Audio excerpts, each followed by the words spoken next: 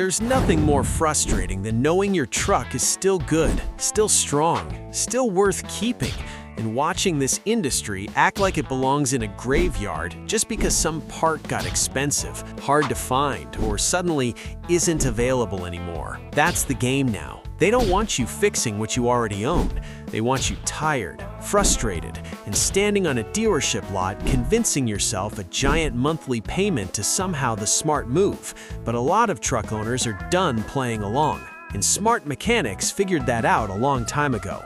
At number 1, we're talking about dead factory computers. And if you've owned an older truck long enough, you already know exactly how this story goes. The engine is still good, the truck still runs strong when everything works, the body might still be solid, and the transmission might still have life left in it. But one fried module, one dead control box, one part the dealership suddenly calls unavailable, and now they act like the whole truck belongs in a junkyard. That's what makes so many American truck owners mad right now. Because back in the good old days, a pickup was built like a real working machine. If something failed, you fixed the part, turned the key, and got back on the road. Now, the entire truck can get held hostage by one little electronic brain buried under the hood. And the minute that factory computer dies, the parts counter starts talking to you like your only smart option is to sign up for another monthly payment on some bloated new model loaded with screens, subscriptions, and more electronics than any working man ever asked for. That's the part people are sick of. A perfectly good truck should not be one unavailable computer away from the grave.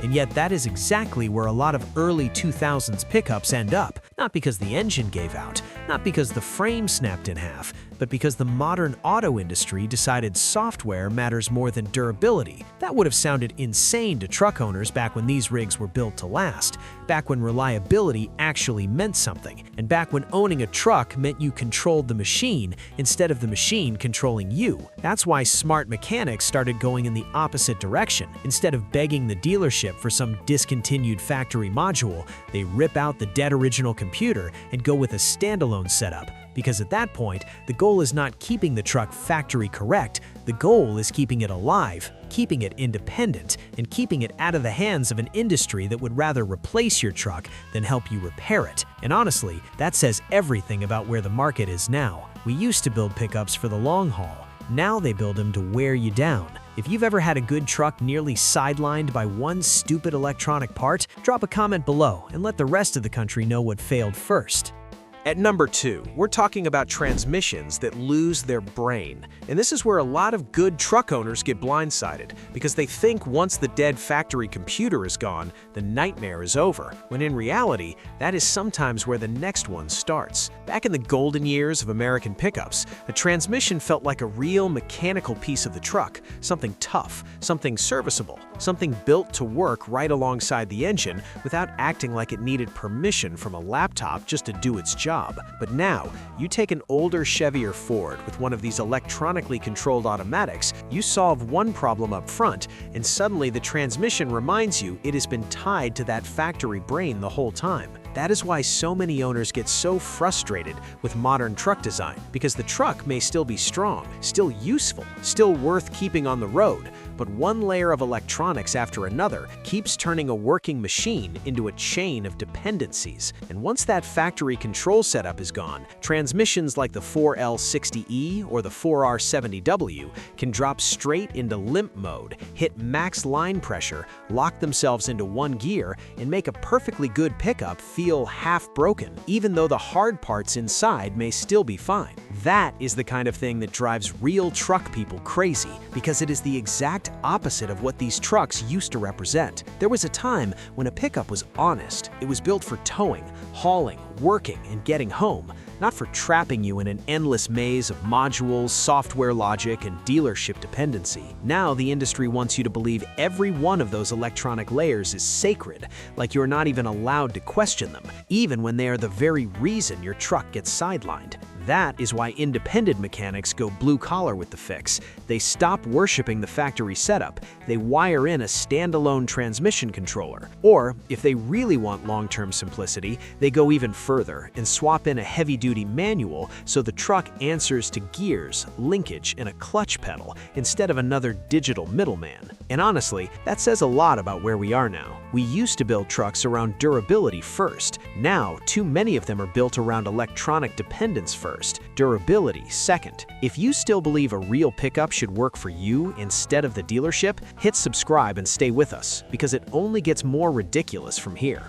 At number 3, we're talking about ignition and anti-theft headaches. And this is where a whole lot of truck owners realize the modern auto industry did not just make pickups more complicated, it made them less honest. Because in the old days, when you walked up to your truck with a real metal key in your hand, you knew exactly what you were dealing with. You turned the key, the engine fired, and if something went wrong, it was usually something physical, something a good mechanic could trace, fix, and get back on the road without begging a dealership for permission. That was the golden era people miss. A pickup used to feel like a machine you owned. Now, on a lot of older late 1990s and early 2000s trucks, the key is not just a key anymore. It is part of a security handshake, and the second that system gets flaky, the truck can crank, start, and die almost immediately, leaving the owner standing there furious because the engine is fine, the fuel system may be fine, the truck itself may still be worth keeping, but one anti-theft glitch suddenly turns the whole thing into a drama. That is exactly why so many Americans are fed up with the state of the market now. Everything has to be coded, validated, matched, approved, and computerized. And the minute one tiny electronic gatekeeper does not see what it wants, your truck acts like it doesn't even know its own owner. That is backwards. A work truck should not be easier to lock out than it is to repair. And what makes this even worse is that the industry keeps pretending this kind of complexity is progress, when for real truck people it feels more like dependence. It feels like another layer designed to push you away from the driveway, away from the local shop, and straight back to the dealer. Smart mechanics see through that fast. They know the issue is often not the engine itself, but the factory security logic tied to the ignition system, which is why this problem shows up on trucks like an older Silverado or F-150, even when the rest of the vehicle still has years of life left in it. That is what makes owners nostalgic for the days when reliability meant mechanical simplicity, not digital babysitting. Because once a truck starts relying on a hidden little approval system just to stay running, it stops feeling like freedom and starts feeling like a leash. And that is exactly what truck owners have always hated. If you still think a real pickup should answer to a key and a driver, not a security module and a corporate parts counter, make sure you subscribe, because the next problem gets even more ridiculous. At number 4, we're talking about broken climate control systems. And this is one of those problems that sounds small until you actually have to live with it. Because anybody who grew up around old American pickups remembers when heat and air were simple, honest, and built like the rest of the truck. You turned a knob, moved a lever, heard the fan kick on, and that was pretty much the end of the story.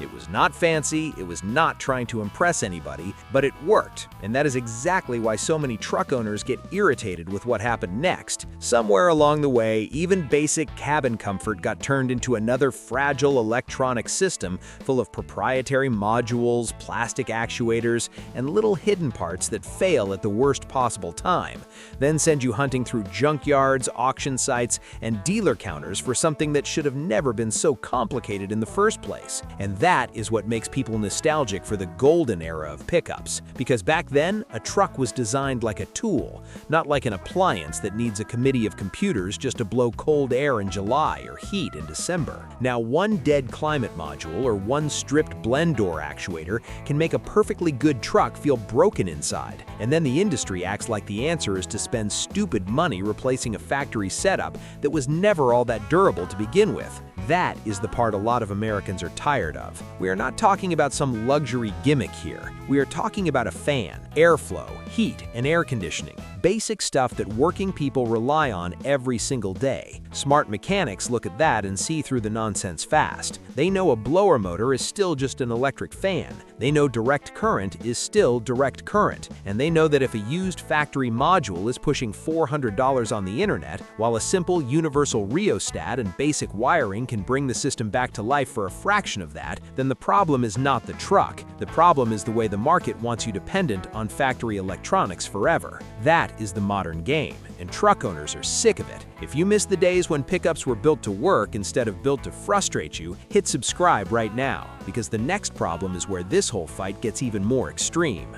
At number 5, we're talking about when the wiring and fuel system are just too far gone. And this is the point where a lot of truck owners stop feeling annoyed and start feeling insulted, because back in the good old days, a pickup was built like a machine you could actually keep alive with common sense, basic tools, and a little grit. If the fuel system had an issue, you chased it down. If the spark was weak, you fixed it. If a gasket failed, you made one, bolted it back together, and got back on the road. That was the beauty of older trucks. They were honest. They did not pretend to be smarter than the guy turning the wrench. But now, you get into one of these aging early 2000s trucks with a wiring harness that's dry-rotted, sensors that are getting harder to find, an electronic fuel injection that has become one giant pile of fragile dependency. And suddenly, the industry wants you to believe the whole truck is basically disposable. That is what truck owners are sick of. A strong old pickup with a good engine, a solid frame, and years of life left should not be one obsolete sensor away from the scrapyard. That is exactly why this problem hits so hard. Because once the electronics get bad enough, you are not talking about one simple repair anymore. You are staring in a money pit. And for a lot of Americans, that feels like the final betrayal of what pickups used to stand for. There was a time when these trucks were built to work, built to last, and built to be fixed. Now, too many of them are built around electronic layers that age badly and cost a fortune to chase. That is why the most hard-headed old-school mechanics stop playing the game entirely. They look at the mess, they look at the cost, and they go for the nuclear option. They strip the problem down, walk away from the factory electronics, and go back to mechanical fuel and spark. Because once a truck gets reduced to vacuum, fuel, fire, and real parts you can touch, it starts feeling like a truck again, instead of a dying computer on wheels. And honestly, that says everything about the state of the modern market. If you still believe an old pickup deserves to stay on the road long after the factory gives up on it, hit subscribe, and let's keep fighting for the trucks they want us to forget. At the end of the day, this is what so many truck owners across America are finally waking up to. A good pickup does not suddenly become worthless just because the factory stopped caring about it. These trucks were built to work, built to last, and built to mean something. And that is exactly why so many people are fighting to keep them alive instead of rolling over and signing up for another overpriced payment. No, every truck is not worth saving, and no, every repair is not cheap. But that does not mean the old way was wrong. It means the market changed, and not for the better. If you believe pickups should still be about freedom, durability, and common sense, hit like, subscribe, and share this video with another truck owner who gets it. And drop a comment below telling us which truck you think is still worth keeping on the road no matter what.